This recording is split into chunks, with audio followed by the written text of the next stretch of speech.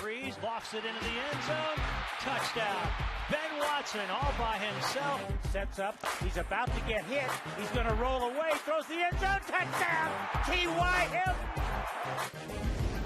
Ike Taylor is here, everybody. We have the Saints and the Colts coming up. The Saints, well, they've had extra time to prepare, and the Colts, they sort of look like they're snapping out of it a little bit, besides that weird fake punt call, but we'll move on from there. You got your keys to the game. Let's start with New Orleans here. That secondary, it needs to shine, which means Rob Ryan needs to shine. It's all gravy, only on my mashed potatoes, but we're talking about the Saints, so I need a little gumbo, right? Okay. So this secondary has to come out, has to produce, not looking good at all, very inconsistent, giving up big plays. They did play well against your Philadelphia Eagles. That's a whole nother story.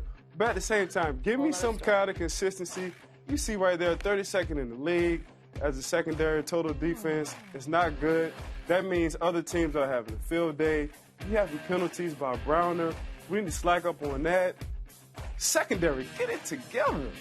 Well, Andrew Luck, too, he threw 3 touchdowns last week, no turnovers, so all gravy for him. Right. But then on the other side of things, you have the Colts, and they got to feed the ball to Frank Gore. You got to feed the man. You know, he's averaging 15 carries a game. I would like to see him at 20 carries a game. It's something about when a running back get 20 carries a game. What it does for the game, what it does for your team, how bad it is for the opposing defense tackling the guy in the third and fourth quarter. You know what I'm saying? Feed Frank. There's nothing wrong with Frank. He's a north-south runner. He inflicts pain to the opposing defenses. I know for a fact when I played him, I didn't want to hit Frank in the fourth quarter. You know what I'm saying? How difficult was he to defend? Very difficult. He's not that big, but he's strong as heck. You know what I'm saying? And he runs with an attitude. That's what I do like about Frank. And he's not playing any games. He's a north-south runner. We like to call people like that 6 o'clock because, you know, when you look at your watch and it's 6 o'clock, it's straight up and down. Yeah. He's a straight up and down runner. Feed the man. Yeah, and New Orleans defense, they've allowed 7 rushing touchdowns.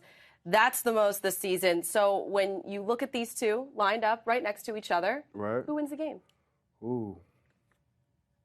Let me stir this gumbo pot. Stir it up. Figure it out. You're thinking. It's marinating. I think gumbo marinates. It's done. So I'm going to go with the Colts. Go with the Colts. Yeah, I'm going with the Colts. Okay, why? I think Andrew Luck showed me a little bit from last week.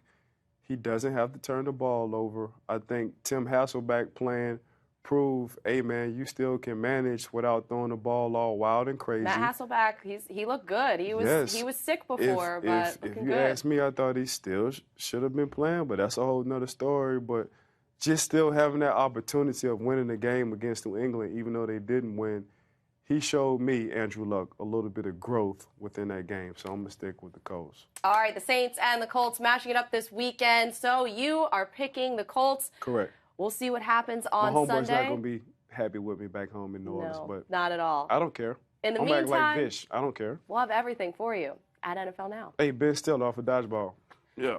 I bleed my own blood. Nobody makes me bleed my own blood. What he said. Yeah.